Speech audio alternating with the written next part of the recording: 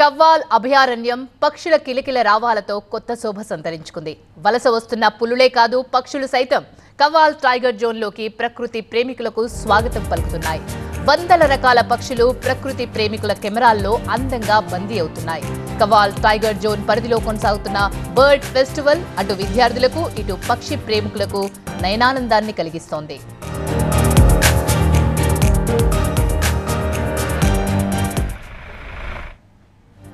మంచిర్యాల జిల్లా క్యాతనపల్లి పరిధిలోని గాంధారి వనం కవ్వాల్ అభయారణ్యంలో అటవీశాఖ అధికారులు బర్డ్ వాక్ ఫెస్టివల్ ను నిర్వహిస్తున్నారు. పక్షి వైవిధ్యం సంరక్షణపై ప్రజల్లో చైతన్యం తీసుకొచ్చేందుకు బర్డ్ ఫెస్టివల్ నిర్వహిస్తోంది అటవీశాఖ. రెండో రోజు కొనసాగుతున్న ఈ బర్డ్ ఫెస్టివల్లో వివిధ ప్రాంతాల నుంచి వచ్చిన ప్రకృతి ప్రేమికులు, పక్షుల పరిశీలకులు, వన్యప్రాణి ఫోటోగ్రఫర్లు పాల్గొన్నారు.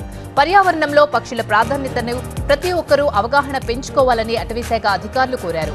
పక్షుల సంరక్షణకు కార్పొరేట్ సంస్థలు ముందుకు రావాలని సూచించారు.